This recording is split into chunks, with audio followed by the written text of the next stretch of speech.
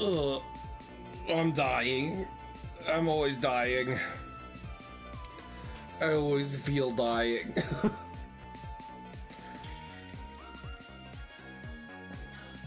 I require, like... I would love to see... I mean, I'm always... It's a good thing I'm not a scientist. I feel to some degree I'd always be running some kind of experiments on myself if I had proper equipment to do so. And among those is I'd love to see what state my body is in now, specifically to follow that up by like a month where my only focus is getting enough sleep and eating properly.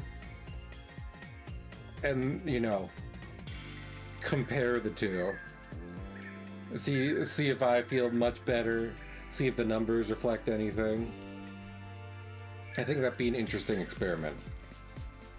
Truly no one would support it, because shockingly, I'm sure to some of you, I don't think there's a lot of profit to be made from saying people are at their healthiest when they're able to focus on taking care of themselves instead of other stuff. Also, let me get something. Speaking of taking care of myself. 1 second. Where did I put that? Oh, there I put that. Never mind. I'm right here. It's right here. But yeah. That's oh,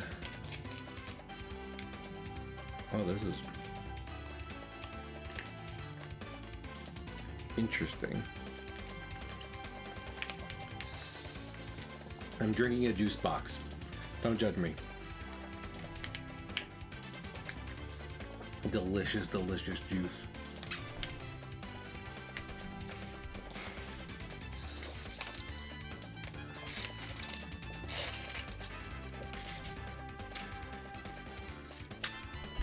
Okay. But yeah. Long day at work, but trying not to focus on that since I stay just complaining about work. And also I gotta stay determined to make the art. So true, no time for that. I forgot. There's that meme that's like, no time for that right now, you know, etc., etc. Like random fictional character. And I forget what specific original character I remember seeing it about, but otherwise I'd make more of a concrete reference than just vaguely describing it. It may be the worst job possible. Maybe the worst possible way.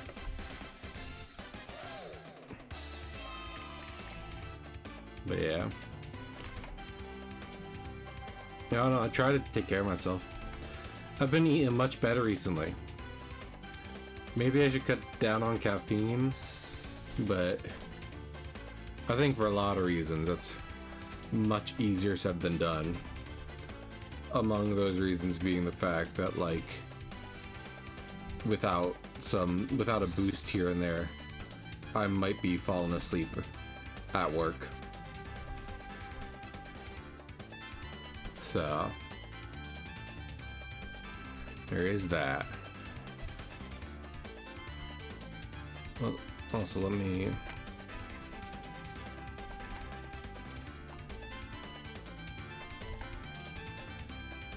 You know, I was talking yesterday about how I like to ground my worlds and stuff.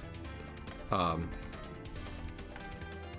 feel like that doesn't apply to like the uniforms I've created for my Navy guys here. Because, I mean, these are like Royal Guard uniforms from Britain more than anything else, you know? This is not what any Navy has ever looked like, really. Purely basing this off the redcoats. But, I mean, you know.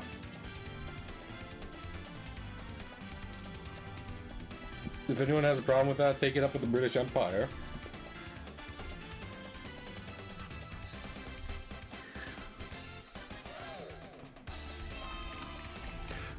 truly, I might, that might not be the case. Like, you know, I might not have drawn them like this. There wasn't just a massive parts of history where Britain's whole thing was like sailing somewhere, taking stuff. Not even saying anything about modern Britain. I'm just saying, I can hardly imagine a better mascot for, like, you know, people sailing the seas and expressing wicked amounts of authority over everyone than the good old redcoats. So, but I guess, I mean, I guess like the hats are,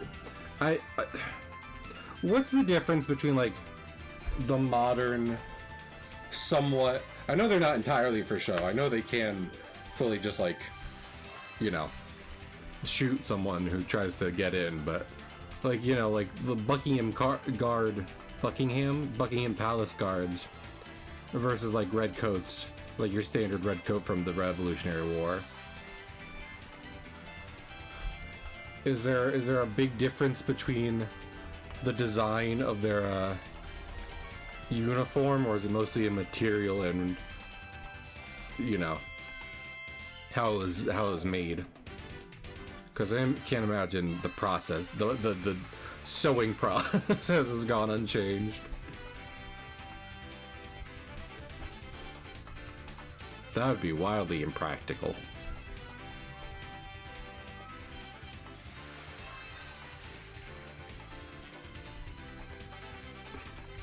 Imagine, given the time period I'm talking about, even just like one lady with a sewing machine, one grandma, would be enough to really outpace a lot of like the 18th century methods of making military uniforms.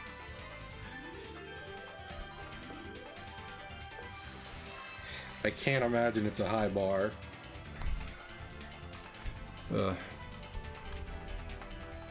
Hopefully I'll feel better tomorrow. I'm kind of worn out, you know? I say that a lot. But oh my lord. You know what I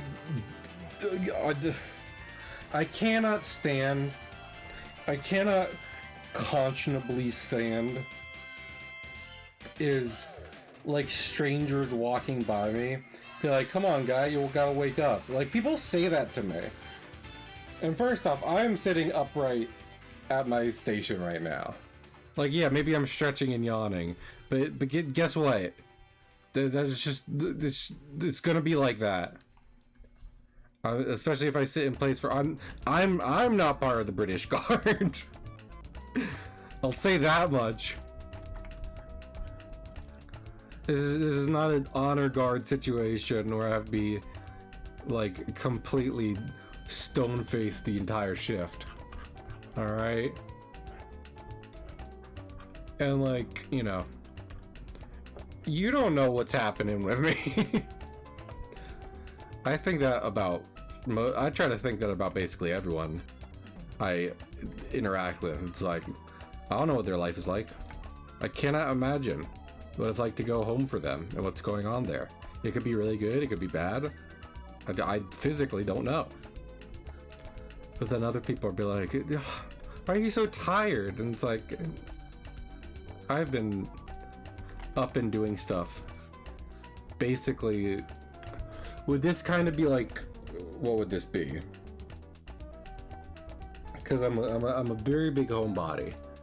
So counting days in a row where I've jumped out of bed, gotten ready, gone out, done stuff, and then just come back to go to sleep. This would be, I think this is day 9.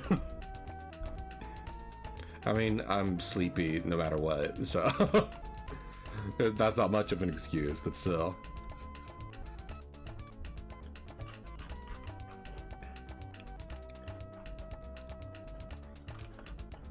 I'm a tired boy.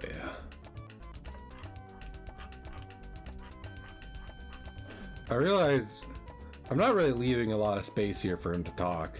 So either I'll have his balloon go over into this next panel and then continue down here, or I'll have it cover up his chest. We'll see what I'm feeling later. I mean, I feel like chances are, unless I get this done super fast, I'm not exactly about to waste time on stream doing the dialogue. I mean, it's an important part of the process, and if anything, I should spend more time practicing my lettering and word balloons and stuff, but on a level of like, this is a stream, people have come to see like something. I think like that's why I've never done typing streams, even though I've really kind of gotten to a point where it's like I definitely want to be a writer. The idea of doing a writing stream is not appealing to me. I don't need anyone to see that. I don't think it's entertaining. I don't want people to look at that.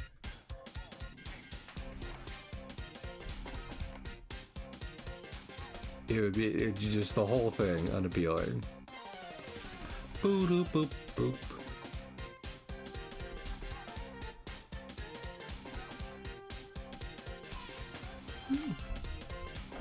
It's okay. Does that kind of maybe that, yeah. Just have a solid line down there to make sure that people know his arm doesn't just extend into infinity.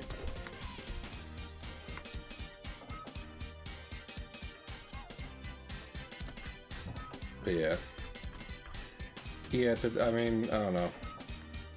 I've gone on my Tuesday rant so much, it's like, what do you expect from a Cahill on a Tuesday, other than saying that the day at work was like, oh, you know.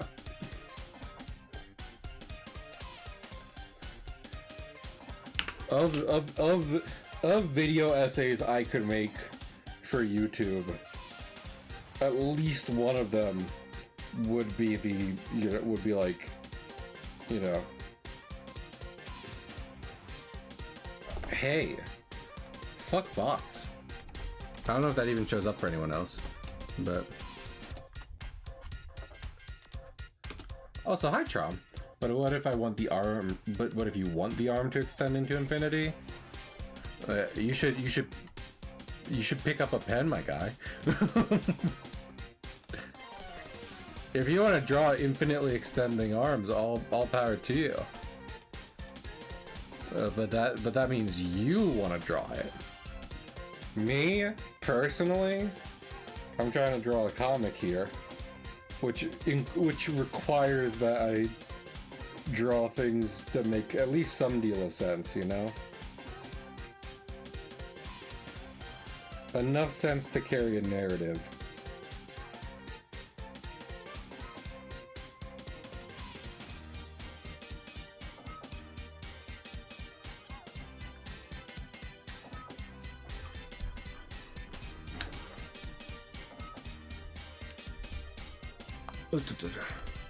Yeah, I hope you're doing well, Trom.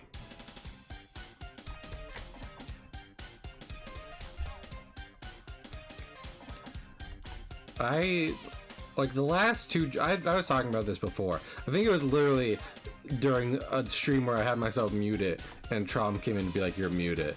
And I was like, damn it. And then I just cut it. But, I wasn't really too great at my last two jobs, I don't think. Yeah, my last two jobs being at the pet store and at the hospital. In part because I just had zero motivation to do them. So I'm better at this job in part because it's easier. But also, as I'm saying that, I'm like, why do I feel so like required at my job right now? I'm just barely out of my 3 months and it feels like I'm not even in like a, you know, not even in a like they're taking advantage way where like I'm doing a bunch of extra stuff. More so it's just like I'm pulling my weight and then some. But the arms are just out wide and never shown the infiniteness of the arm because they're cut off by a border. And even have a carrier say, wow, your arms go off.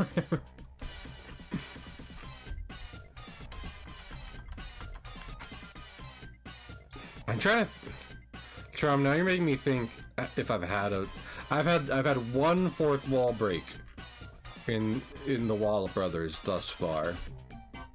And it was well over 2 years ago at this point. So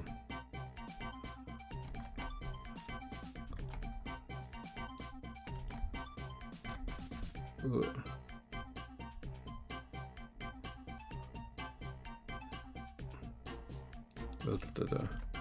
I'm thinking about on the Patreon taking out, like, basically erasing the posts for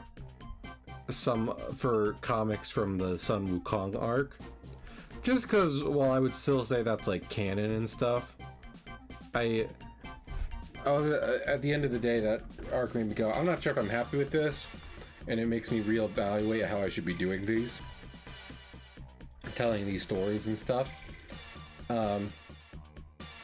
So like with that in mind, like if let's say we go to publish stuff, I wouldn't include it. So then in my mind is like, what if I went onto the Patreon and made like a master post to be like, hey, here's like something we were doing for probably way too long.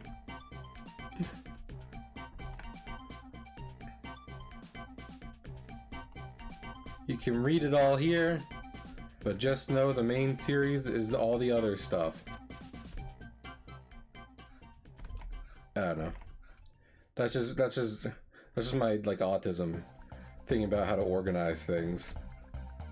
Meanwhile, I don't think anyone particularly cares.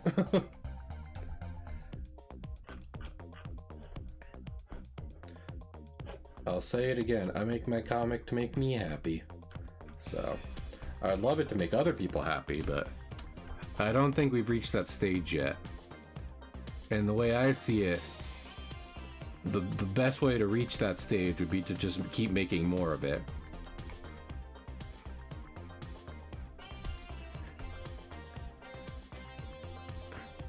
It'll be much easier for someone to get real hooked on the comic if there's a stupid amount to read. And they can just binge it.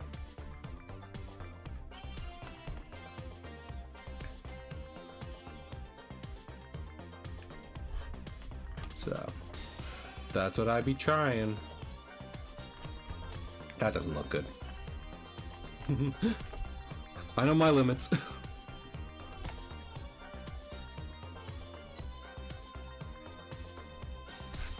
Feels hot in my room. Oh.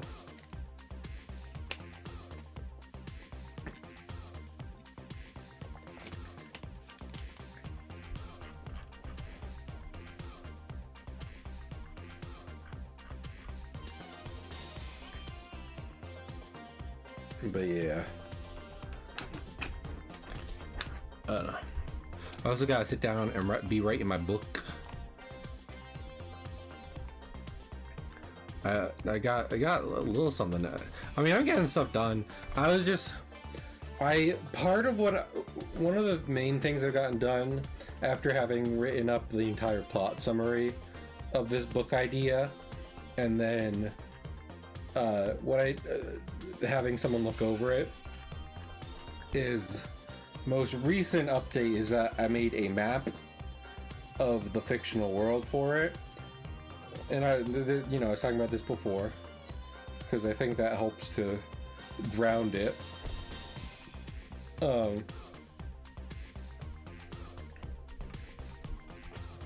But I got that done, and I was just before stream. I didn't have a lot of time, but I slapped a good old map scale on it because I was like, let me make sure, kind of like, let me get a general idea of like, I want the characters to go from like this area to this area in a certain time frame. Is that reasonable?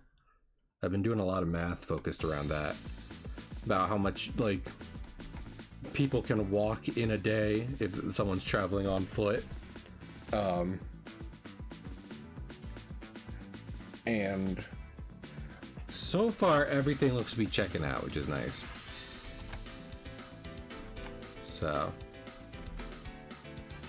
truly the only problem with the map at the current moment is that it's like, it's a little empty, but also it's kind of the point. Like, even if I start slapping like cities and stuff on it, none of them would be like super big, because I like the idea of a world that's just so full of natural phenomena and so widely not uninhabited, but just kind of unexplored, that kind of stuff, just in uncivilized, maybe that sounds bad. Something along those lines for my characters to run around in. So like, I'm not gonna be like, you know, there's this and that and this and that.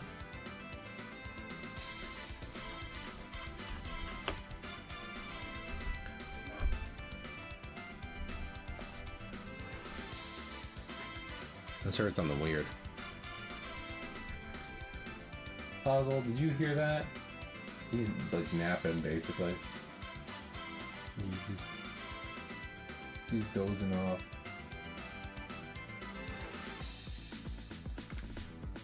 Well, I guess it was fine. This is why I have a rabbit, you know? If something really like loud and upsetting happened, he'd be pretty quick on it. He'd be like,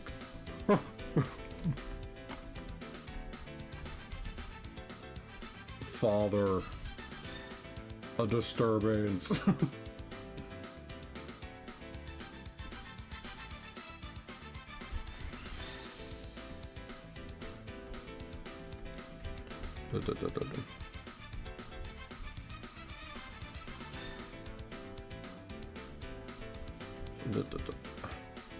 I gotta draw a dog.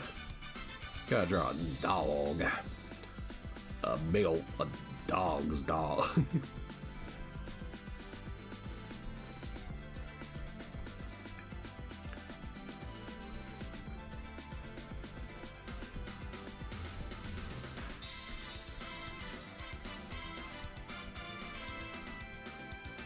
An up dog? I mean, kind of.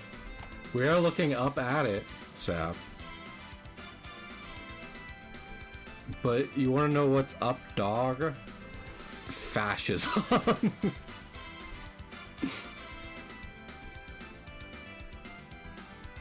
Listen. I just saying yesterday.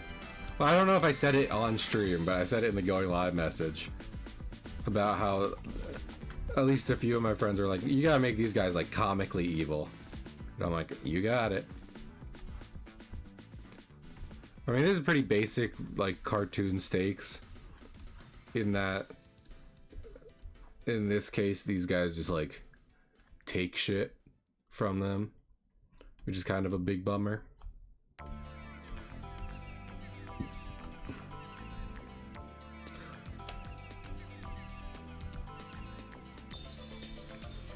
Also, you know, something my similar friends got confused about, which I want to make clear here at least, is that what's happening right now, which to be fair is mostly a joke as far as plot goes and reasons for plot progression, is that Walt and Willie technically have their base of piratical operations on a remote island, which could theoretically give everything they need as far as food and fresh water go. They have brought said tropical food to civilization because Walt prefers eating incredibly processed cheese chips over fruit all the time. So it's not so much that they're here to buy food, so much as they're here to buy a specific snack.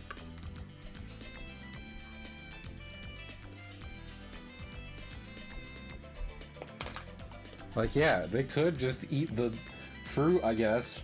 You could also eat your Brussels sprouts. So maybe don't throw stones in that glass house over there.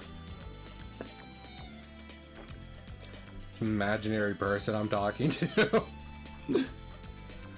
who brought up an argument one of my friends talked about.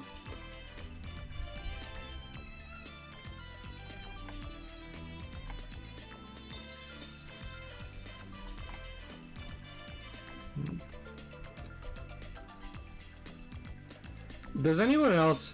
Okay, I was talking before about trying to, like, eat healthier and, like... I'm sorry, were you saying something? I was talking before about trying to eat healthier and yada yada yada. To be clear, I don't think there's any chance that something like... I mean, like, I don't know, I feel like anything would be cool eating that is healthier than what I'm eating right now, I'd be fine with eating cold. But like, this is what I'm saying, is I don't think microwaving something on my lunch break would be the key to eating healthier for me. And furthermore, this is my larger point. I think basically every microwave in like a break room I've ever encountered is always gross. Is anyone else with me on this? There's never a time where like I see a microwave in a break room or public area and I'm like, that looks like an enticing place to store my food for any amount of time. You know? So on top of the fact that like there's really only so many healthy foods I feel like I would eat that would be better done microwaved, heated up during a lunch break. There's also the fact that, you know, I think the microwave is gross.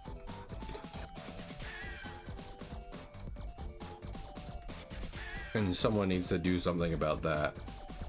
Not about my work microwave, every work microwave. I wonder what the technology, like, this is the technology we need instead of so much of the junk that they peddle now.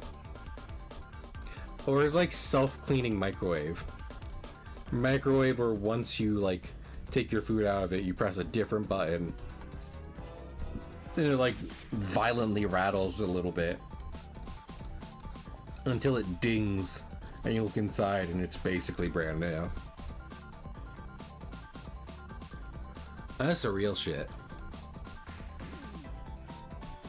I always feel very old man that yells at cloud when I talk about any tech opinions, but at the same time, I just think there's just so much junk out there. And they're like, this is the new thing. And I'm like, it's not.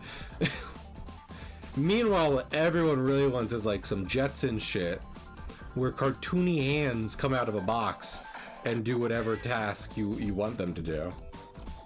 Like Cloud Strife, not that one. I love Cloud Strife. I love that little bisexual with my whole heart.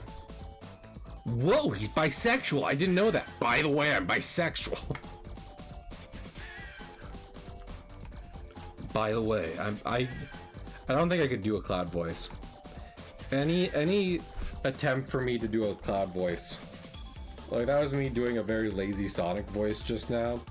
Any attempt at me doing like Cloud, especially following Sonic, would just go right into Shadow the Hedgehog. So X soldier. X soldier. Yeah, I can. It also doesn't help. Like I always think those are the kinds of hardest voices to do, you know, where it's like the voice is just like a person, just like human person. In a lot of ways, Cloud is just a moody regular guy, you know. Doing his voice is hard because in some ways you're just trying to imitate like another person's voice, one for one, which is different from like Goofy. It's like gosh, like that's pretty easy. You get like just the gist of it. And it's like, oh yeah, that's Goofy.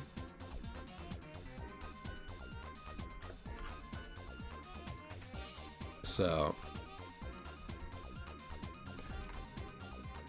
I would say I can't think. I'm always deer in headlight to this kind of stuff because I'm like, what other just like, you know, I mean, other Final Fantasy character I can think of is like Titus, you know, because like when I think of doing a Titus voice,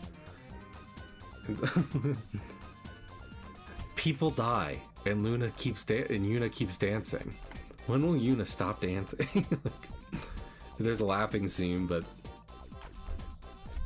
that'd just be me laughing. Voice acting is hard, especially when you're tired. Oswald, are you more awake now? No, he's still pretty asleep. He's just hanging out, you know?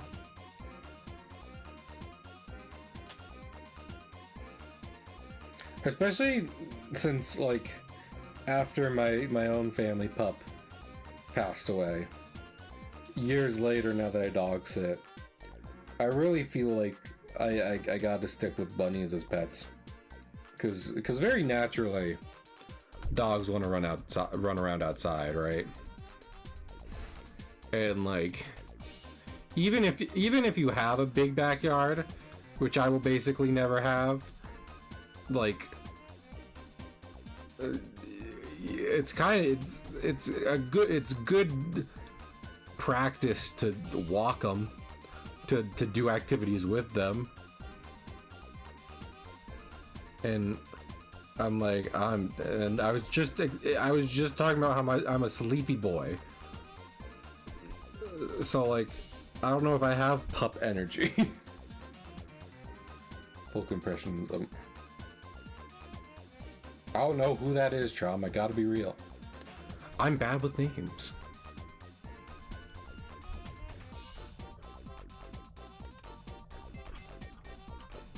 But I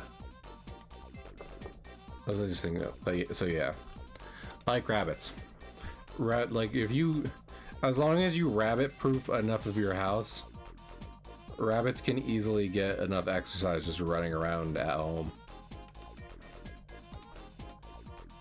And they're cute. And just thinking of, they rabbits are, to me at least, rabbits are like, they can be like equal parts chill, and also like they can get real excited for you, and just run around being cute little energetic guys. World famous mime, oh hell yeah.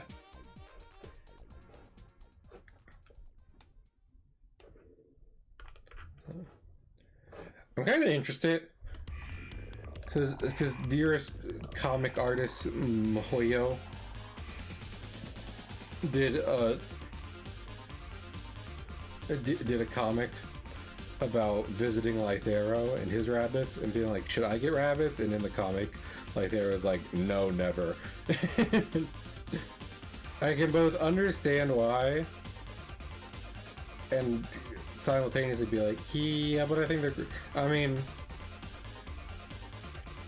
if anything, part of it might also be like, I don't know, how much resources are you willing to, you know, dedicate to rabbit stuff?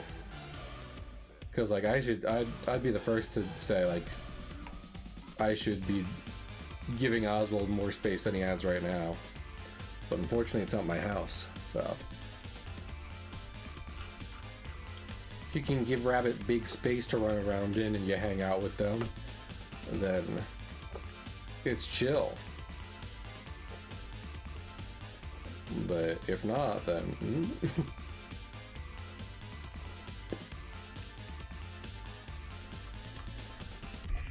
bum bum bum bum bum bum bum bum bum bum bum.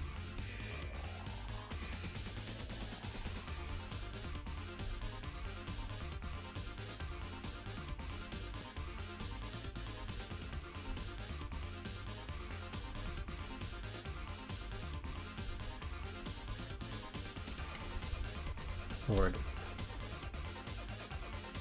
I kind of want to replay Sonic CD, but here's the thing.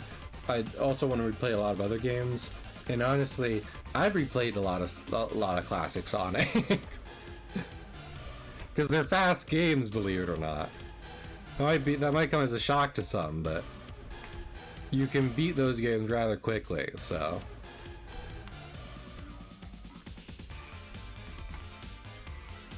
I'm saying, rather than get sucked into that,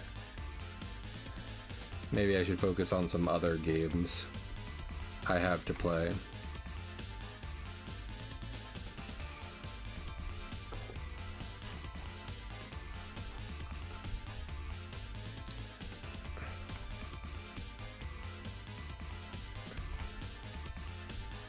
Yeah, that's the other thing, right? On top of just being tired from many plans. Not exactly playing a lot of games. I played like a little Marvel Rivals with Stealth just a bit ago.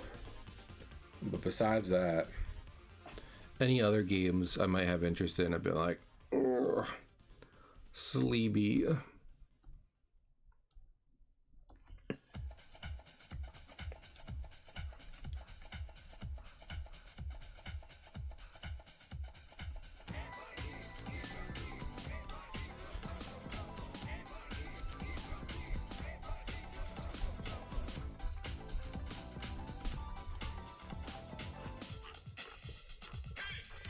Turn it up.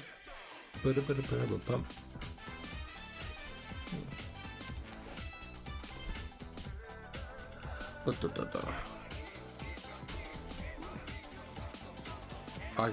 Oh, fuck yeah. We love using art to fight Nazis. That's one of the best ways to do it. Looks longingly at my framed picture of Jack Kirby.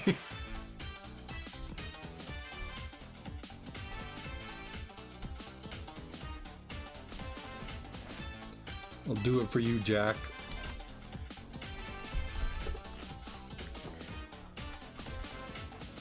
Bum bum bum bum.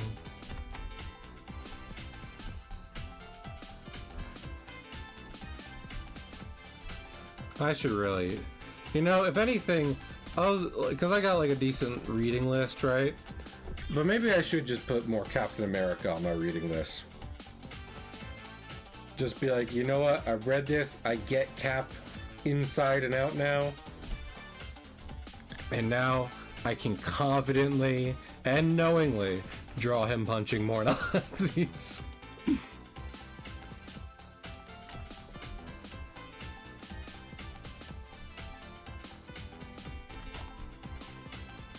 So I'll have to think about that, and that Jack Kirby also made Darkseid, who is legitimately one of my favorite, like, Superman villains specifically. I think he's great as a villain for Superman in particular, rather than just kind of like all of DC.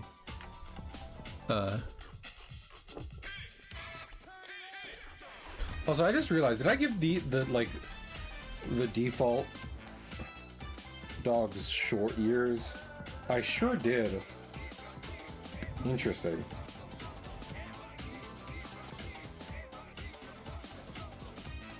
think it's raining outside.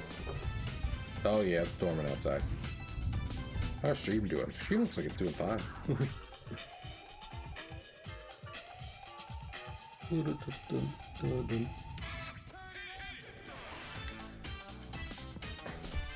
But yeah, I was saying, because Wild thinking I'm fucking, I'd pay to see Captain America versus Darkseid, because like, you know, Jack Kirby's comic career starts with him drawing Captain America fighting the Nazis, and then like Darkseid, one of his like biggest creations in terms of what he did at DC and stuff, is billed as like the universal god of oppression. So clearly Jack had themes, and we love that for him. I don't need to talk about Jack Kirby being a cool dude. Go watch videos, go watch documentaries.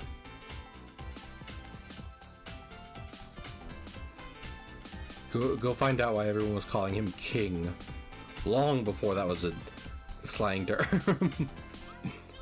Hey, you dropped this, King.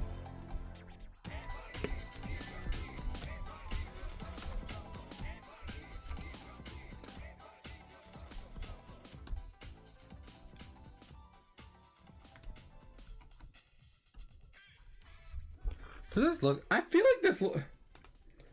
Chom, how does this look to you so far? Like, does the head being behind the collar look okay? I feel like this is looking pretty good to me. I need to add little shoulder pad things, but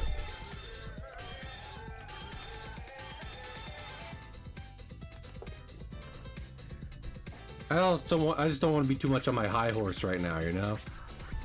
Too much being like, you know what?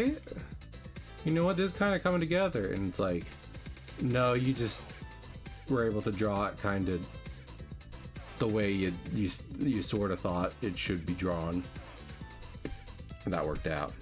That sounds weird, right? But what I'm saying is that rather than drawing something so that it looks realistic, quote unquote, or what have you, and the pose looks like reasonable, I drew it based on how I thought it should be drawn, and then so it looks good to me, but to everyone else it looks a little wonky because they don't see it how I see it in my mind. Drawing's weird.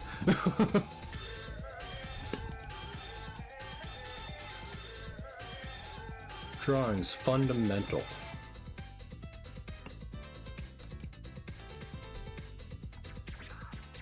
Yeah.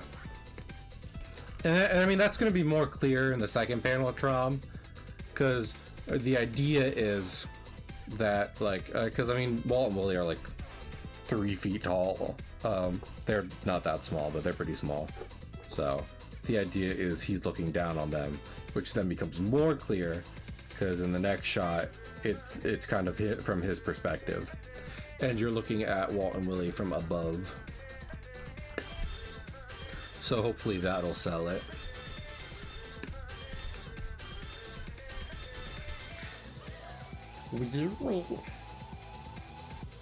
Down on the Yugis. Kaiba fucking wishes.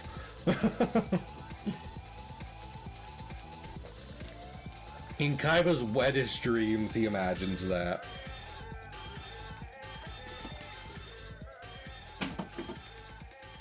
I don't know if Kaiba ever won against Yugi or Atem. Honestly, he probably never won against Yugi.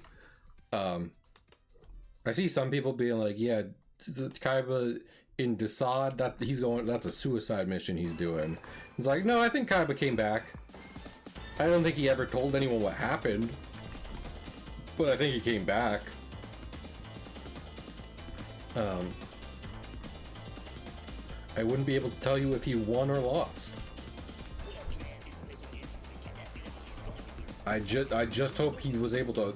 Actually, I mean, especially if you subscribe to like GX and 5Ds being continuations. Well, yeah, no. because Kaiba's in GX, which is definitely any part of GX is years after Dark Side of Dimensions. So, and then in 5Ds, even though that doesn't have any super direct connections to GX, like Kaiba Corp is still such a big deal there, and is even much bigger than either like their weapons or game program, that it's very much inferred that that's all thanks to Kaiba. Yeah, exactly.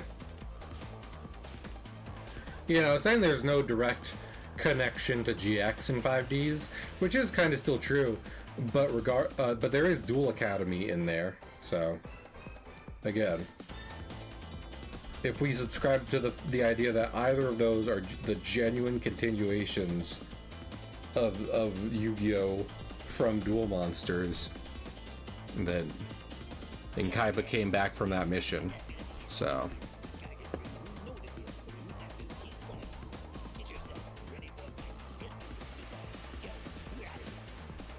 But yeah. Either way, I don't think Kaiba would have. Kaiba threatened to end his own life a couple times in Duel Monsters, but I don't think. One, I don't think he'd commit to that for multiple reasons, and then two, I definitely don't think he would do it just to fight Item again.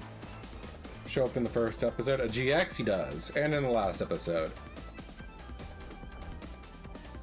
For me, GX is a decently distant third place on my list of Yu-Gi-Oh! Series, but there are still plenty of parts I like about it. And I watched a good amount when I was younger, so... What last episode? Oh, that was... I just realized that... If you watch the dub, that's not in the dub. The last episode of the sub, Yugi and Jaden have a duel.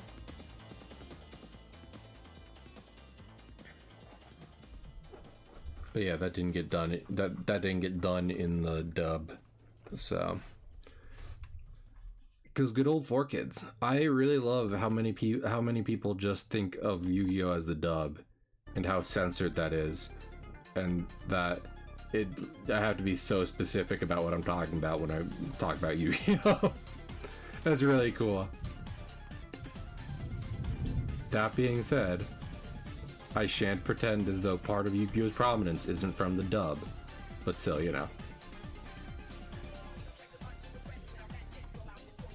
Like I was just saying, kind of sucks that a good amount of that prominence comes at the cost of heavy censorship. Finger guns!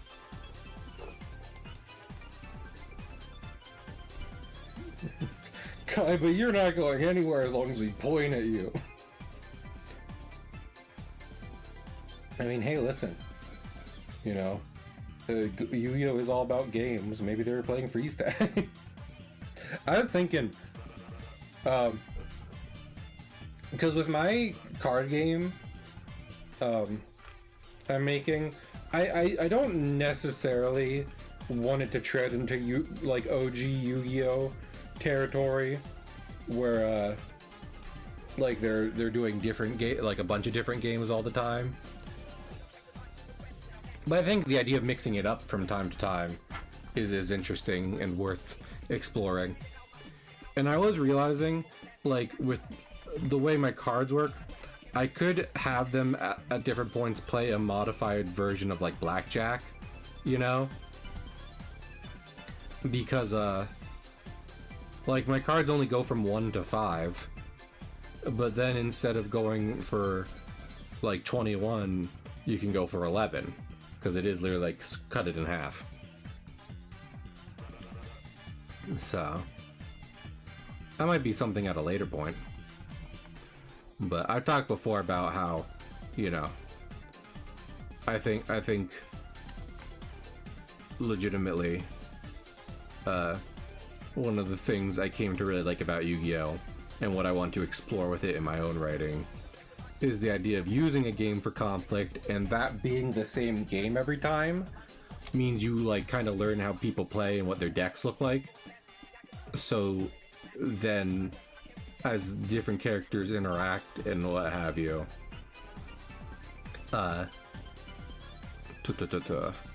you get more intrigue. Like, I mean, that's a legitimate thing in like even for Duelist Kingdom, where, you know, the rules are kind of unclear and not at all the TCG format. When like Yugi and Kaiba fight, not Yugi and Kaiba, Yugi and Joey fight, there's intrigue there, because, you know, like Yugi, I mean, Yugi's got Dark Magician, he's got Gaia, he's got you know, Summon Skull, all that stuff, and Joey's got like Red Eyes, he's got fucking what's it called? He's got Time Wizard. Oh, the tricks he's learned to use throughout the arc.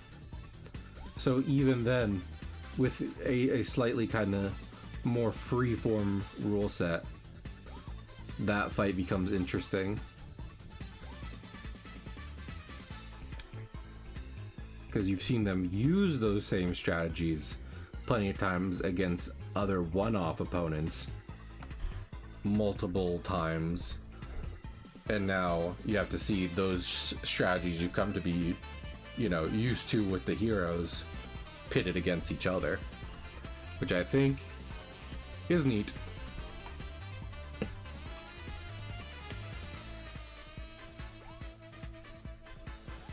Not. It's so hard to talk about this because, like, I don't want to throw shade at like a good story, right? I don't want to talk about like fights in Dragon Ball because I like Dragon Ball. And I don't want to talk about John Wick because John Wick is good. But, you know, just kind of like for any action like movie or what have you, we'll just say action movies instead of any kind of shonen property. It's like, maybe you do have two well-established characters fighting. I'm going to let you in on something. They're going to shoot at each other with guns and probably punch each other. You know?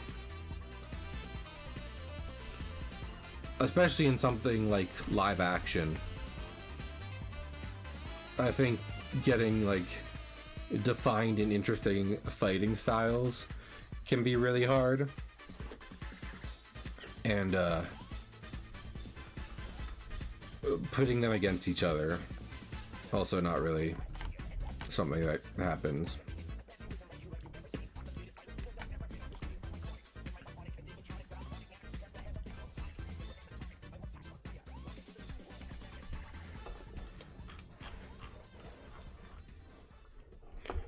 And like, I don't even know if that's like realistic, you know? I'm not super into professional fighting myself, but even I know when two professional fighters go at it in the ring, the fight takes on its own characteristics, you know?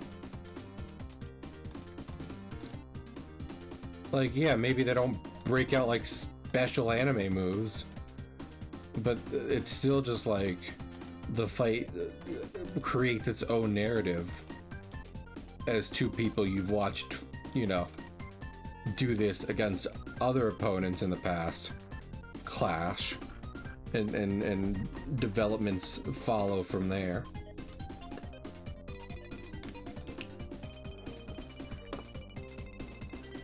So I think one of the reasons like it kind of gets more boring in the movies and stuff is because so often you have like a good guy character in a movie or a show fighting, and one of their main characteristics are that they are the one who is able to overcome like the onslaught of minions, not Despicable Me. But nada, just like new law, every movie has to have minions now. But you know, they're the one, like everyone else is kind of helpless against even the fodder enemies. But then along comes Hero Guy, and they overcome an onslaught of Grus, which is much more impressive. But you know, like for example, Star Wars. We'll do this. You know, in Star Wars, like typically the hero takes the form of a Jedi, because while a lot of typical people have a pretty hard time overcoming like a bunch of stormtroopers firing at them, Jedis just take out the lightsaber and just, you know, bounce it back, and they're super good at just taking those guys out in droves.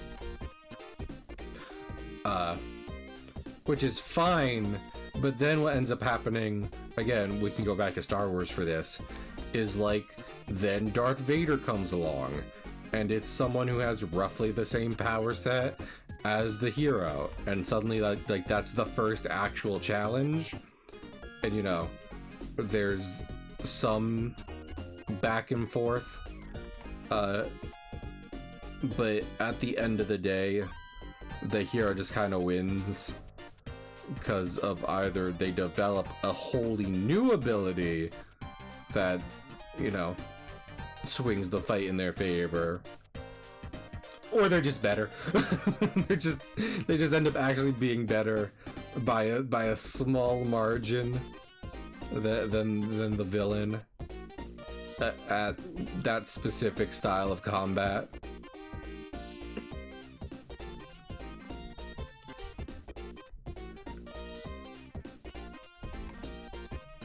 Thing, you know, Star Wars is weird to talk about that with, because then you get into the whole like how do lightsabers and the Force work conversation, and I can't be doing that.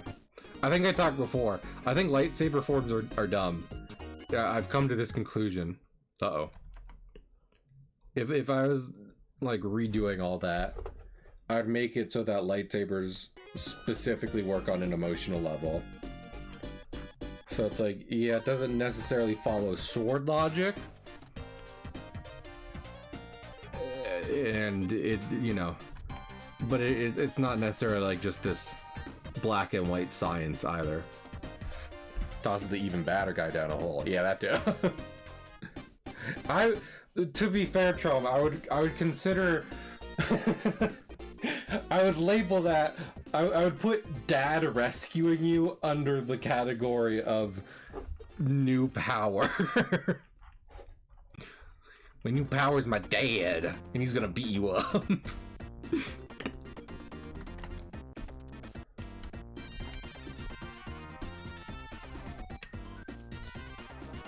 So, but then you get into something, and like, I mean, in some ways that's even why I like JoJo too, right? Because there's less, typically in JoJo, you less often have two stands you're super familiar with fighting, because that would inquire, like, you know, like for example, like the Stardust Crusaders. Like, there's never really a point where like, well, no, because there's not really a point where the Crusaders fight amongst themselves. It's in the first couple episodes, Jotaro beats up Cactioin and Polnareff specifically, and then they join the crew, and then they don't fight again after that. Like, you know, you don't see Star Platinum go up against those guys again after they become friends and we become more familiar with the two of them. But still, as JoJo goes on, and like, it's literally the reason it continued in the first place, Araki was like, you know what? The idea of stand battles is wildly interesting, and I would like to do more with this. And now it's still happening. And now we got fucking John Rod, who no one knows what it does, but everyone's like, well, this fucking stick figures aura farming in one of the most well-drawn mangas in the world.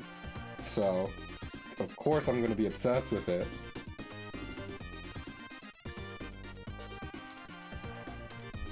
But yeah, so even if typically it's not it's more often a stand we're familiar with goes against a stand we're lesser familiar with. The rule sets, the clearly defined rule sets and different ability of the stands working against each other becomes interesting.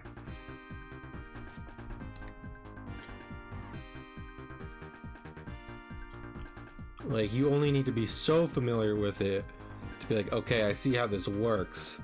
Now how can main JoJo get out of this with their ability? What was I thinking of? I would even argue Star Platinum stopping time not as big of an asshole. I think, like, at least in I need to reread Stardust Crusaders as part of my reading list. Not even as big of an asshole as specifically Starfinger. Star Platinum's the speed, the thing Star Platinum has been doing literally since the first chapter, where it goes fast, being extended out into Star Platinum can actually make time stop for brief pauses. That understandable. There maybe wasn't the most setup, but there was enough that I can see that logic tracking. Starfinger, it just comes out of nowhere.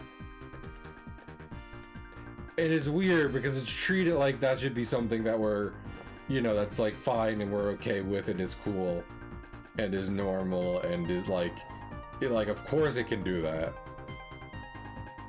When that is not at all the case.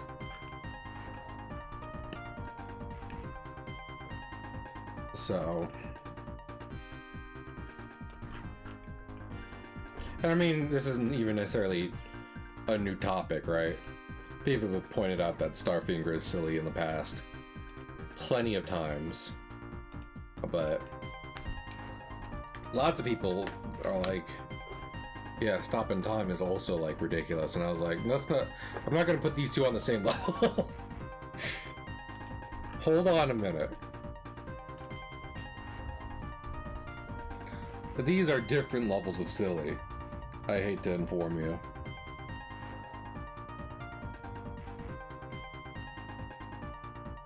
Sad but true. Oh my gosh, be thundering. I was thinking of... I'm kind of in a weird pro-con situation when it comes to this weekend, because on one hand, I was going to go to the zoo to film video for channel, which it was one of the goals we reached during the last charity stream we did, so we can finally get that done. And I invited my family just because, could be a good family day. We used to go down there when I was a kid. It'd be fun. So either it's nice weather out and I'm able to do that, which is good objectively. The other option is that it's storming and I can't do that, but that doesn't mean I get to stay home. So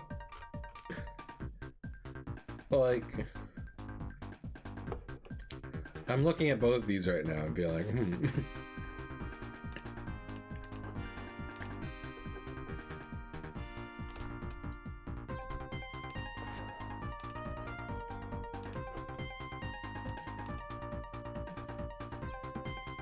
Wait. Also, I was talking about all that fighting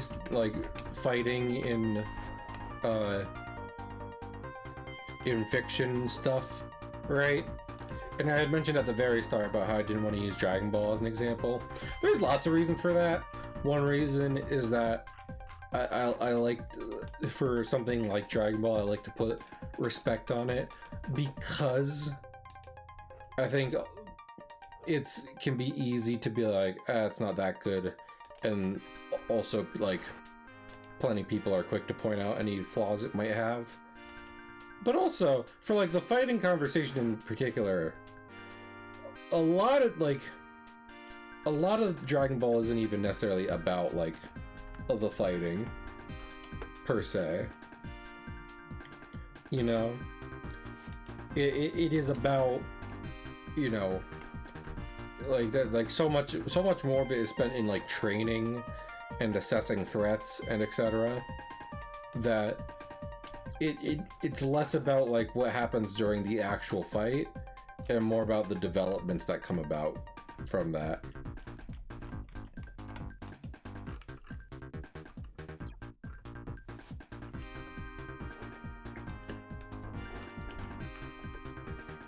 So the fights end up just kind of being interesting in their own ways, while also we talking DBZ. Yeah, I was just saying that like I wasn't, one of the reasons I wasn't including it in the fight choreography, what have you, conversation was because to some degree, Chum, it isn't even really about the fights in DBZ, you know. To some degree, it's more about like, you know, what's happening. Like everyone likes to act like, one example I can think of off the top of my head during one of the big things is during like, you know, the Namek saga. Like everyone likes to act like Krillin's not doing stuff.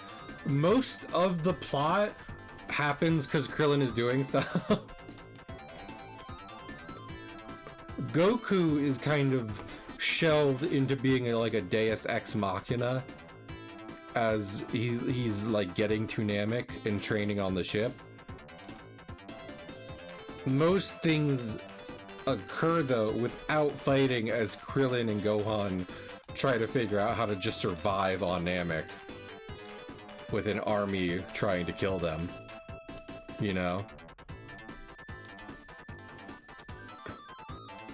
So like that's part of it.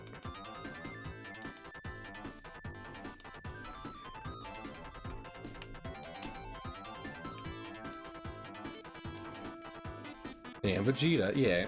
Well, I would argue Vegeta's, like, even though Namek is definitely where Vegeta starts to be a protagonist, like, I wouldn't, like, that, you know,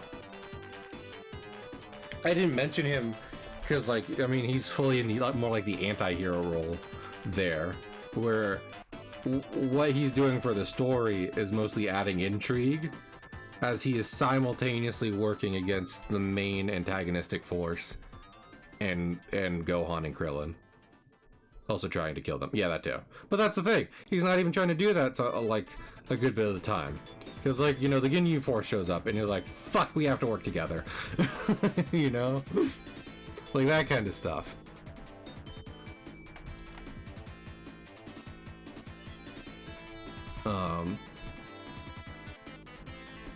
But, like, that's arguably one of... Like, that's arguably the most interesting part in that, like, saga, is that part where, like, Goku, guy we know is ridiculously strong, is currently, you know, like, fucking light years away. Still getting here as fast as he can, but, like, everyone's got to figure things out while that is happening.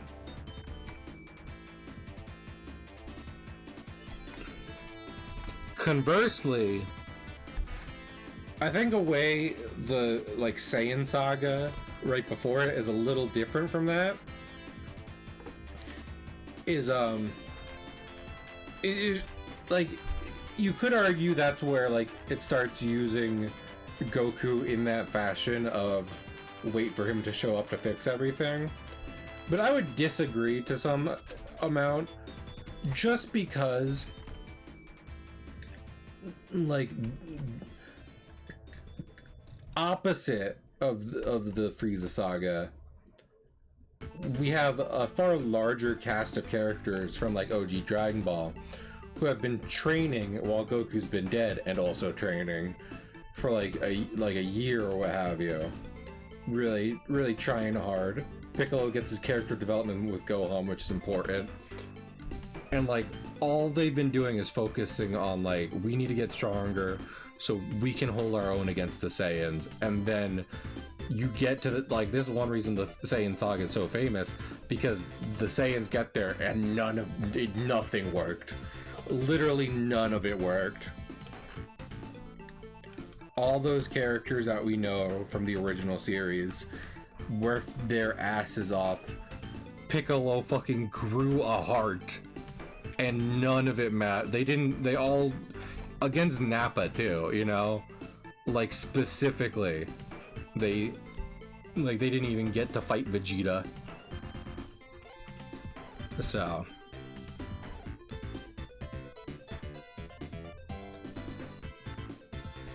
And then, in a way, the reason Goku's different in that scenario is because he shows up after that, and he does manage to beat Nappa, but then Vegeta's still there, like, he's still there. And then not only is it like, well, this is literally, if Goku doesn't do this, there is physically no one left on, like, that can. And also, there's the narrative of the fact that Vegeta, like, again, after following the original series and stuff like that, where we've seen Goku work so hard to get as strong as he is, Vegeta still holds himself to be so superior. So there's the narrative of Goku doing his best to prove that wrong, on top of avenging his friends. Look at my giant monkey. People, I've seen, like, for example, Team 4-Star point out how, like, technically Goku's never won against Vegeta.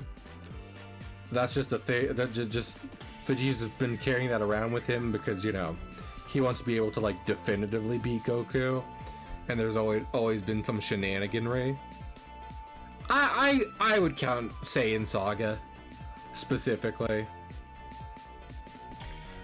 They did a solid 1v1 in base form, and Vegeta pretty solidly lost that, you know. I'm not saying him turning into an Ozaru is like you've turned into the giant kaiju, thus I am the victor. It's just that like I mean that's why Vegeta carries it with him, you know, because even like he was like, I definitely can kick Kakarot's ass in base form, no problem. And then he wicked did. He definitely got his ass kicked. So.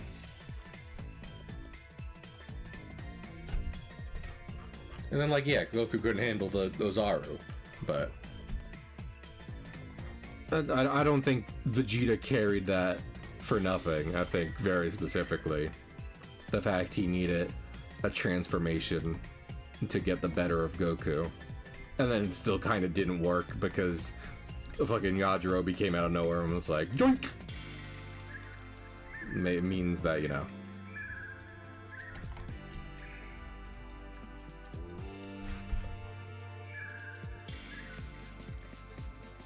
He peaked in that fight, yeah. But that's what I'm like, you know. Because I imagine if the fight had kept going that way, following the Kamehameha, like, just full disclosure, I think Vegeta just would have died. Maybe both of them would have died. I definitely think Vegeta would have died. I think Goku just continuing to use Kaioken and wail at Vegeta would have gotten him killed in his base form. You know, whether it would have been healthy for Goku is a different conversation, but nothing Goku does is healthy. And see, that's what I'm talking about, right? Because I'm not even trying to get into the nitty-gritty on Dragon Ball and stuff. But, like, this is why I was not including it in the fight choreography conversation. Because, in a lot of ways, like, Dragon Ball has incredibly basic combat mechanics, because like what's more important is the story being told when fights are happening, the build up to them, how they unfold, what happens after Saiyan Saga and Namek Saga. You have like the androids, and like a fight there I can point to is like Vegeta versing like 18. Like it's not necessarily a complicated fight. He gets his ass kicked, but the fallout from it is incredibly complicated. Vegeta, without actually going on a rampage this time, does kind of go on a rampage to the just horror of everyone around him, given Perfect Cell and all that.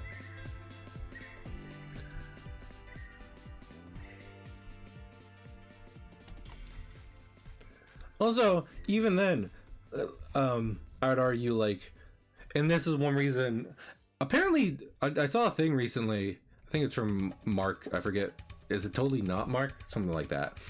But he was talking about how in a recent interview after Toriyama's passing, an editor talked about how it's like, yeah, he did want to end at Cell Saga, and we got, and like, they didn't convince him last minute, but they convinced him during the Cell Saga that it was supposed to end there.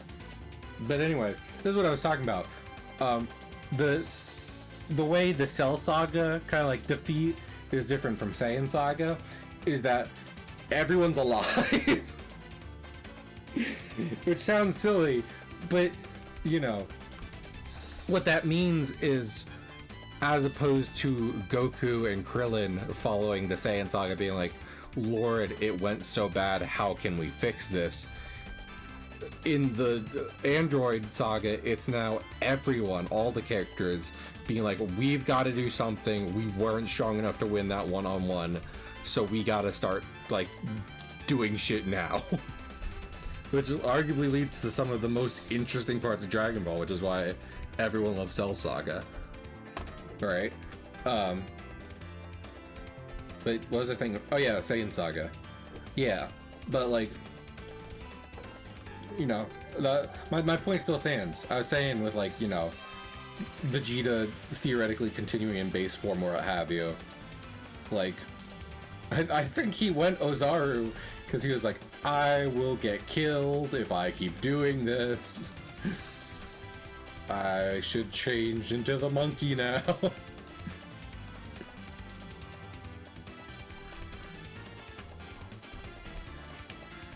So.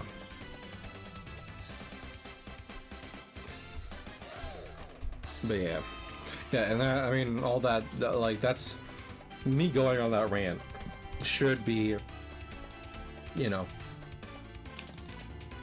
evidence enough as to why I was like, I don't feel, when I'm talking about like boring fight choreography over the course of the story, like I was like, I don't want to include Dragon Ball in this, because while Dragon Ball does have basic combat, I would not call it boring, and I would not call like the combat like I don't think that's the problem.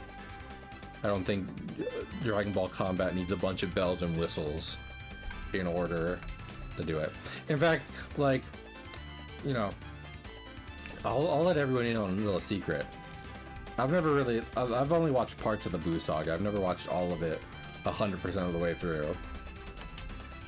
But even after that, Buu Saga's got plenty of stuff going for it, plenty of stuff going against it. The reason I was literally saying in a Discord today that like I've kind of made it a policy to be like, I'm mildly interested in Dragon Ball spin-offs, but not like really. Like, I'm not gonna like actively sit down and watch them. I think part of that is a scaling issue. Like, that's why Super gets to stupid levels, and that's why GT turns him into a baby.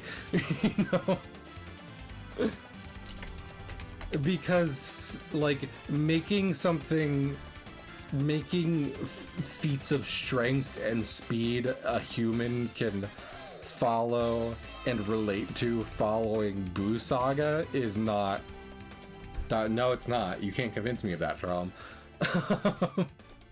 It's like it's not really possible.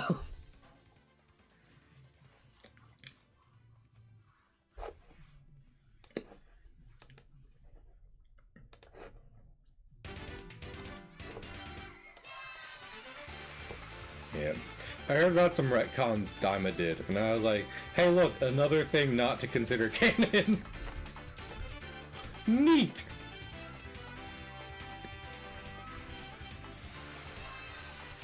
And then, like, I'm talking about some stuff I like in Dragon Ball, and everyone's like, oh, did you know Daima? And I was like, no, don't care. No, I didn't, and I will keep it that way.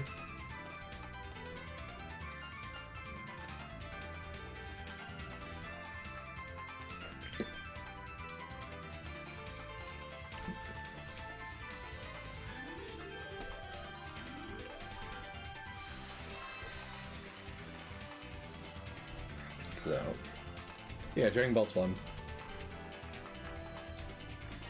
I also think that's one reason, like, adaptations and later parts of Dragon Ball have a hard time, like, you know, that's why I ignore them. Because to some degree, I think that's what it's missing. They're thinking about just the fights, when I just went on a whole tirade on why it's like, no, it's way more than just the fights. And I'm not saying, like, Toyotaro, for example, like, I'm not saying he doesn't get it. Even if there's issues with Super, I'm saying, like, you know, like, fucking, like, the live-action movie and shit like that, which, no, I mean, that doesn't deserve to be in the conversation, but just in general.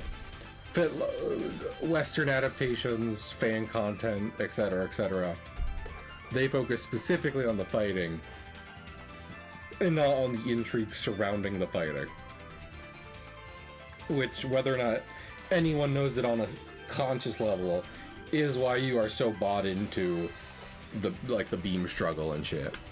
It's not just the spectacle of the thing, it is the weight it is carrying.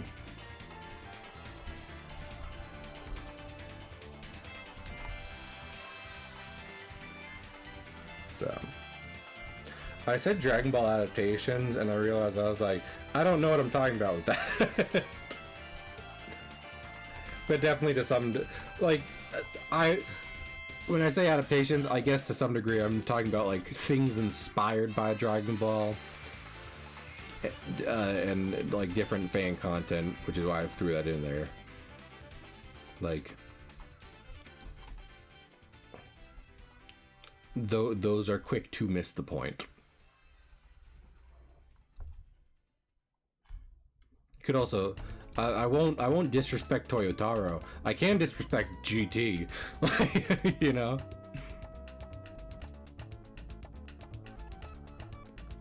I can look at GT and be like, yeah, they didn't necessarily care about having like a super cool, like a in-depth narrative to build up on fights.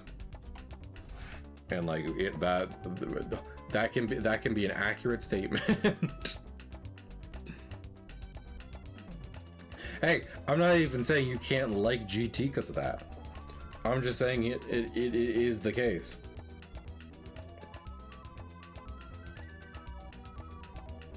Oh hell yeah. Yeah, I mean, literally, I haven't read it. Shonen does have like a what if scenario. I forget if they have multiple what if scenarios. I know they're specifically, I want to make sure this is Shonen Jump.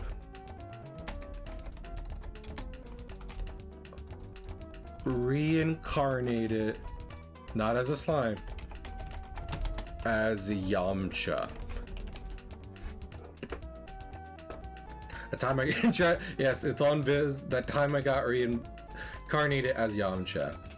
Because, like, you know, Tron, what you're talking about is a what if scenario where Goku is able to redeem Raditz following their fight and trains with him to beat Vegeta. That officially licensed manga I just mentioned is about a Dragon Ball fan getting killed and coming and being reincarnated as Yamcha, which, you know, the meme is Yamcha is the weakest member of the Z Fighters, which is true. Even in original Dragon Ball, that's true. But like, since they're a Dragon Ball fan, they know what's going to happen, so they kind of go with it from there, which is pretty neat. I always feel, because there's a couple like scenarios with that, like in Marvel there's like Gwenpool and what have you. I would be if I got into that situation in a franchise I know well, I would be very cautious about how much I exercise my power over that, because there would be a degree. With Krillin trying to make a profit off of all their adventures, and they're like, okay, but we should get Raditz back, right? And he's like, ah. But what was the thing, you know? But yeah, if I was in that kind of theoretical isekai kind of scenario where I am brought to life in a world of a franchise I know well, I would be incredibly cautious about exercising my power there, specifically because there's going to be a point sooner or later, either because I have messed with stuff enough, or because I have not watched up to a certain point, like maybe the show ended even, so like I don't know then, where like I just don't know anymore. You know, they'll be like, okay, you've been incredibly knowledgeable up to this point, what about now? And like I'm sorry. It's done. I'm basically a regular dude now. I think the best way I could possibly game the system would be to essentially do my best to use my knowledge to obtain like, you know, fictional abilities or what have you, without messing with the story directly too much, so that then I could be helpful. Like, then I could list everything I know, be like, and that's all of it. I've helped you learn things, and now also I have powers to help you. I am able to assist as well, because he needs the money. Yeah, I was gonna say he doesn't, but that's just because, like, for example, like Bulma just everyone being associated with Bulma makes me think they're all rich, which is not true. Krillin unfortunately works as like I want to say he's a cop, but I don't want to say Krillin's a cop, and also I don't want to say that because I think he's like specifically like a traffic officer.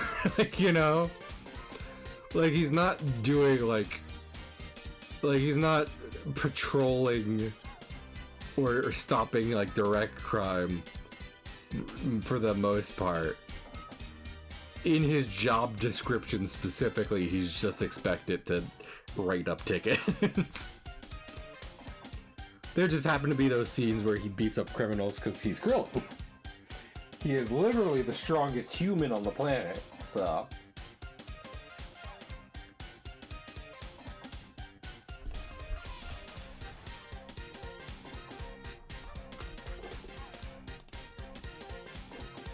It would be a little ridiculous for Krillin not to stop some bad stuff when he sees it on planet Earth, because there's very little he can't handle, honestly.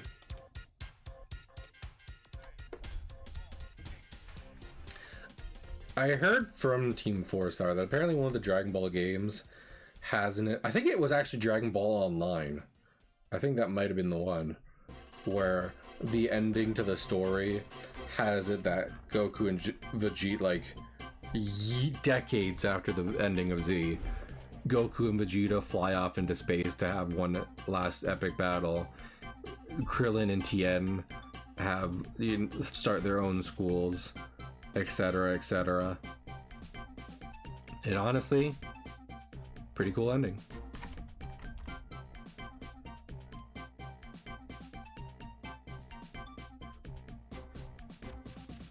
So.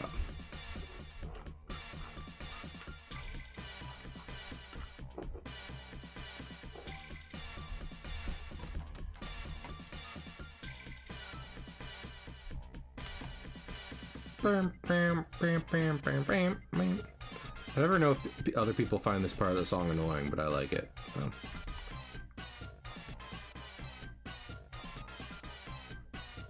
Oh, Are you saying? How would I do a Vegeta voice? Are you saying that this wannabe Super Saiyan from the future is my son?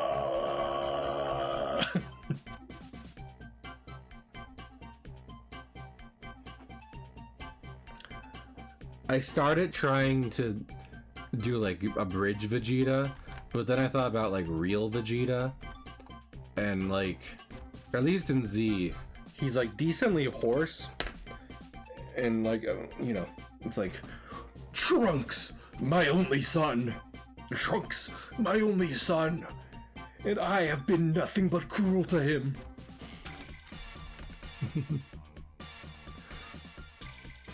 Cell has disgraced me for the last time. It's not great, but this is like literally the first time I've ever tried doing a Vegeta voice, so.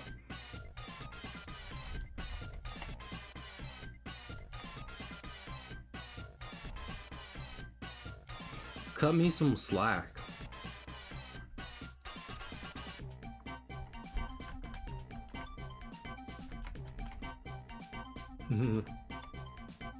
Dry your tears or go to the park. I imagine that's from Super. I'm having a hard time with his mouth. Actually, that should be pretty good.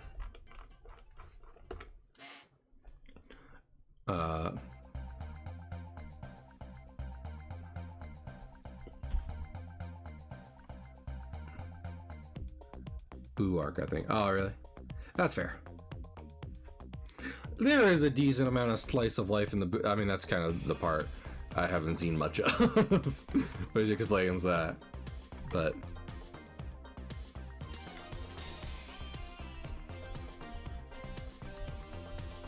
yeah. Also, it doesn't help that I live with my family. Because I'm, you know... like... y'all might not believe this. Vegeta yells a lot. In order to do a proper Vegeta voice, I feel like I need to put some real bravado behind it. And if I do that, my family directly upstairs will hear me shouting. And will not be overly thrilled at that. So... Rather than do that, I'm choosing to half-ass my Vegeta voice. I'm trying to think about like a bridge Vegeta now, because he's more like, he's less hoarse. He's more like, what are you telling me? No, that's like that was a Dragon Ball voice. I don't know who that was though. Are you telling me that? Nope, that's not Vegeta either.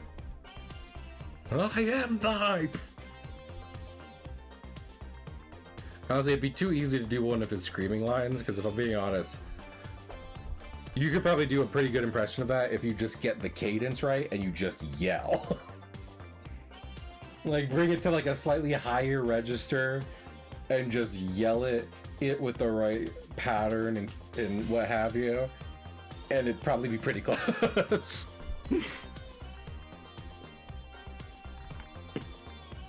What? No. That's like a one. I'm not like, when I'm trying to do my like specifically a bridge Vegeta here, I'm getting like one-off DBZ villain, like, you know, One of like the Frieza soldiers. What are you, Vegeta? Frieza won't be happy about this, Vegeta. Like that kind of stuff. No, you know who that is? It's imperfect. It's Imperfect Cell. That's who that is. Imperfect Cell.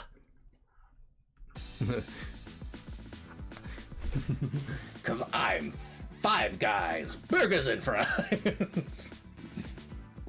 All right. Let me look up. I'm gonna look up. What's it again?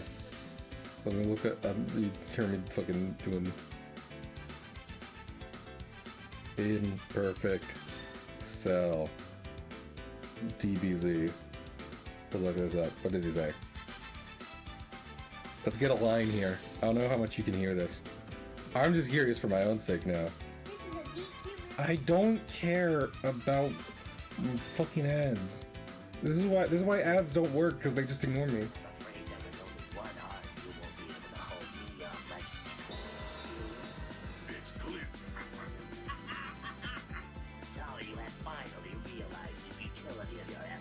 So you have finally realized the futility of your efforts.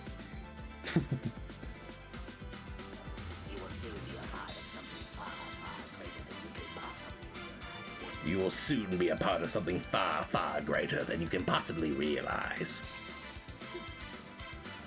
No need for flattery, Piccolo. You're already inside of me. Wanna see me drink this guy? I feel like, I don't know. I feel like Cell's kind of an easy voice to do with all his different forms. All of them have a very like this is what I was talking about, right? Normal guy, super hard, because you're not being over the top and dramatic, you know. You're not doing like quirks that clearly like show you off as like I'm this character. You just have to be like matching them one for one with the voice. Whereas, you know, someone like Cell kind of like like even perfect Cell. I'm perfect. Like let's. I know Perfect Cell actually, because that's kind of what he's like in DBZA, but in DBZ I know he kind of has more of like a nasal to him. Nope. Listen. Now DBZ's English dub is probably one of the better dubs in anime. Same. Oh. Yet another fighter. Yeah. It's still very much like, you know, kind of plankton, but it's still. You thought I was dead? Well, too bad. I live. Like that.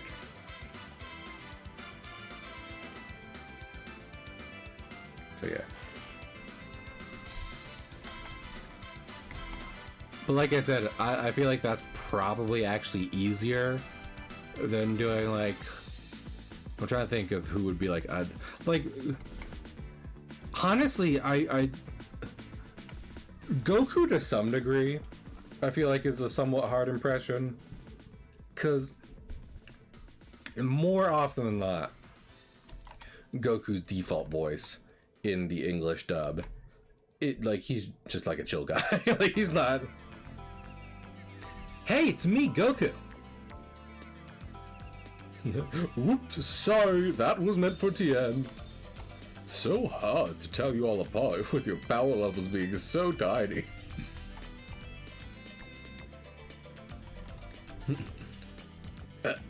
This was an... That's one of my favorite Dragon Ball Z abridged quotes to do. Oh, this is an unfortunate turn of events. Did you just talk out your ass?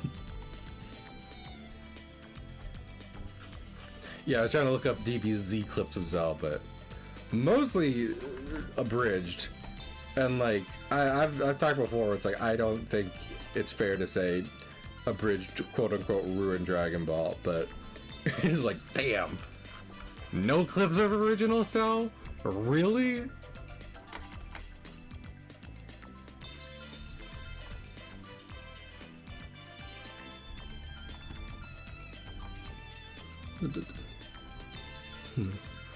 Well, to be fair, Vegeta, I am part of you.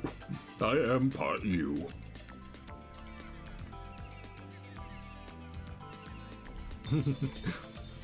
I was trying to think of like other DBZ voices.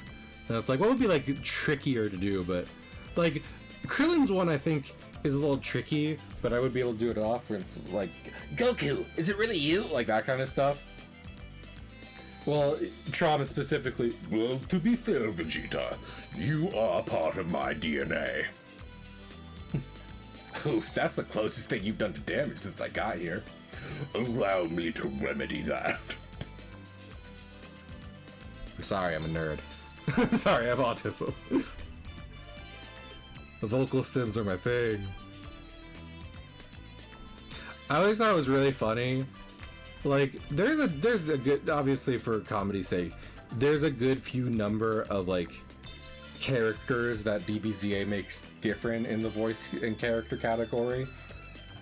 Goku, I would argue, like the voice is decently different, but the vibes are very much like similar in that he's like an upbeat, like, you know, up pitch kind of like very happy guy.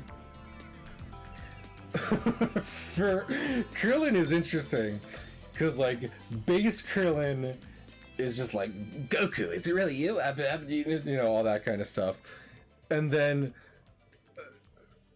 like a bridge Krillin is like, oh no,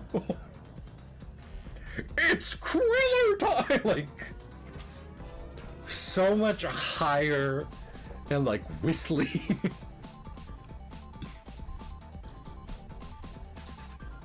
I thought that was real. When I watched DBZA for the first time around, I always thought that was a very interesting direction they took of. Because I remembered Krillin's voice. I was like, that's not what Krillin sounds like.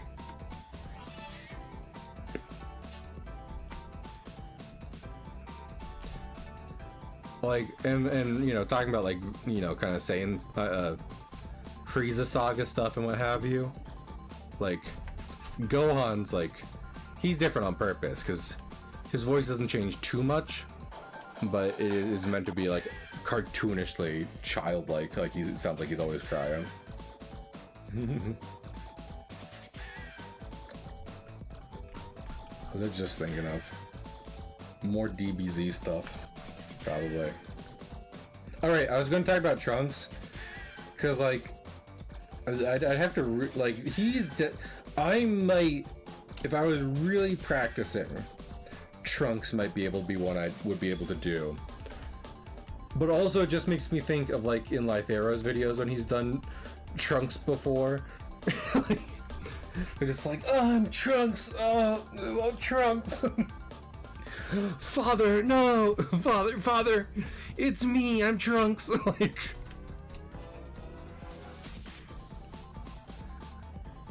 it's just kind of whiny, always cutting himself off. Honestly, thinking about Dragon Ball Z Abridged and Dragon Ball Z, Trunks, they got pretty close, honestly. If they let out that android, it'll be the end of all of us.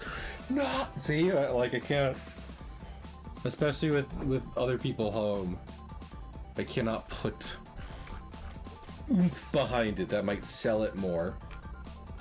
So that's, I mean, that's also something you contend with when you're, I feel like I feel like a lot of people who like doing voices and stuff on stream or what have you would agree that that's also a risk you run while trying out voices live, you know? Like, maybe a voice that would have hit if you commit it to 100% doesn't, because you got a little nervous in front of people, you know?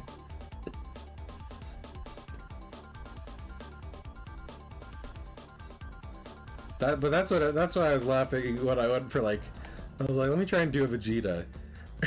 It immediately came out as like, Imperfect Cell, I'm Vegeta.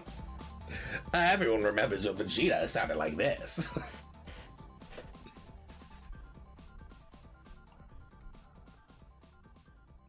I'd have to listen to Piccolo talk a lot more before I try to do Piccolo. Because, like, I was thinking about Piccolo Trom. He's, like, one of my favorite characters. But, like, I feel like off the top of my head, It's easy just to do a deep voice that sounds kind of like this. Gohan. Gohan, I wish you had dodged that laser. I'm gonna be honest. Gohan, it would have been better if you had dodged that laser beam. I am neither Piccolo nor Kami. I'm just a Namek who's forgotten his name. Ooh yeah, brother. Macho Man Randy Savage. I would say doing Macho Man just also means you could do Wrath from Ben 10, but Wrath from Ben 10 is specifically Macho Man if he's screaming all the time, and I keep going over why he can't actively scream as I try to do voices. Also, I mean, I guess Trom's having fun. I hope you're having fun, Trom, because you're still here. I don't know how much of, like, entertainment poison it is just to be doing random shitty impressions. Like I said, I did happen to make myself laugh when I did Vegeta. When I did Vegeta so wrong, it came right back around to being literally a separate DBZ character. That was fun.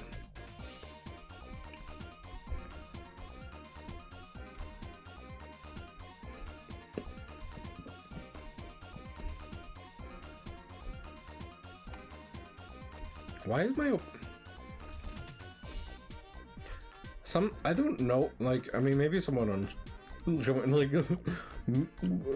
enhance on stream and see at what point I keep making the opacity of my brush drop, because that happens to me a good amount, and I'm like, what? I didn't. No, no, that can't be. I didn't do that.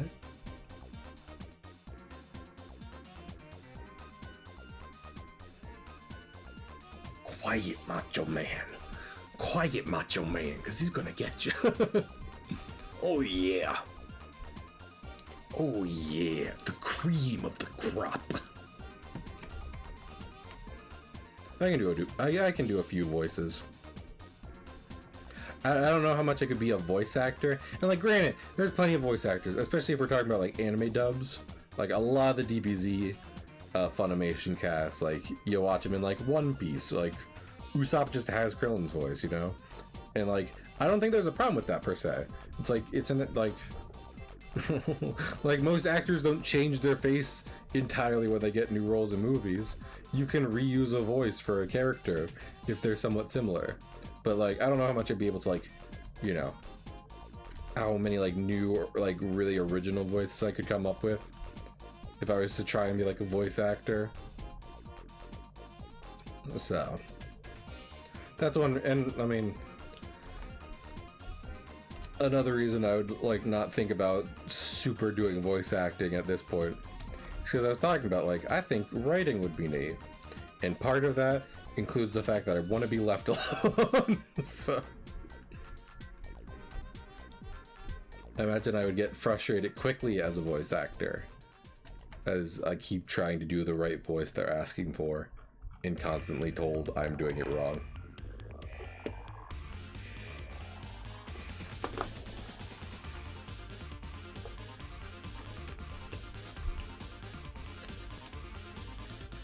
It's a hard industry. It's a cutthroat industry in here, kid.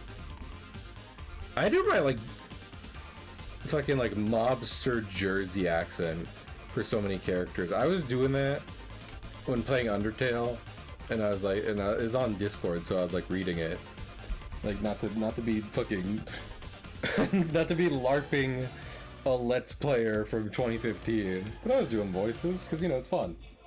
Like I got to Sans, it's like, Hey kid, hey, it's me, Sans the Skeleton. and that's what I do. That's what I do when I'm doing the Thing in Marvel. Hey, it's me, the Thing from Marvel Rivals.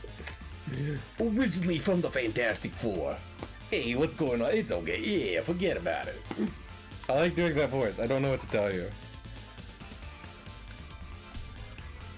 When I did some TTR PG stream with friends, my character kind of devolved into that voice. Yeah, don't worry about it, kid. You'll be fine. Yeah, I got that. I'm gonna roll a nat 20 now.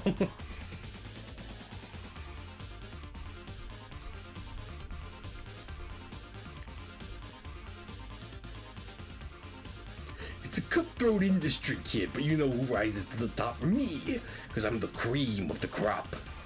Oh yeah, brother. Oh yeah.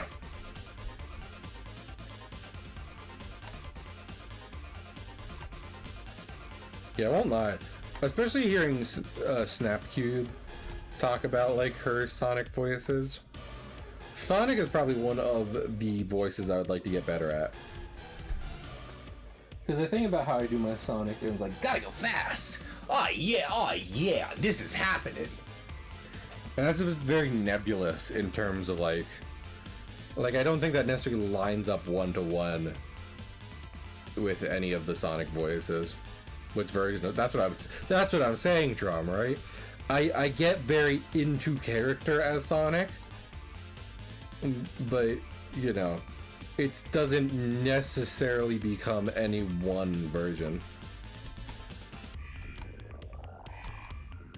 And like Sonic, like when you go from 90s to like now, Sonic starts to creep into that territory where I was talking about, and where like he kind of gets normal guy voice eventually, especially in like the later Roger Craig Smith games.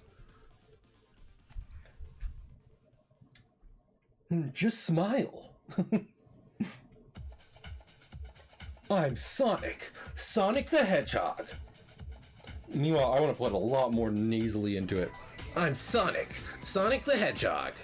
Oh yeah. That's like much closer to. That's definitely me trying to be closer to Jason Griffith than it. I mean, me. That's why I always start with. Ah yeah, this is happening. It's like that's like the Sonic quote I go to. Oh yeah. Okay.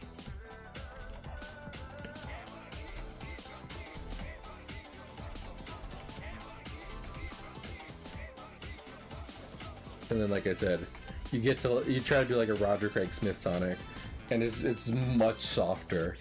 It's just like, hey guys, it's me, Sonic. Feeling remorse, Egghead? Like that kind of stuff. Honestly, I should probably like. My voice always comes out deeper than I mean it to.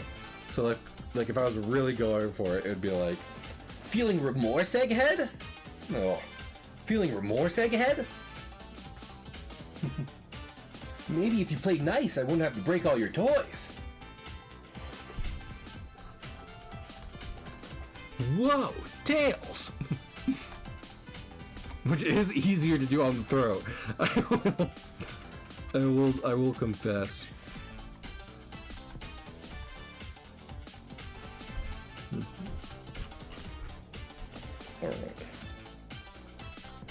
Alright. I feel like I want to call it for the night. That sounds okay with everyone. We got a panel and a half done, which is kind of what we got done last time. Listen, I need to go get ready for work, and I'm a bit more awake now than I was at the end of stream since I hyped myself up doing voices, but also as well, I just, I'd like to lay in bed a bit, if that's okay with everyone. Trout, I do appreciate you coming by, at least. If I can give one shout out, because I was thinking of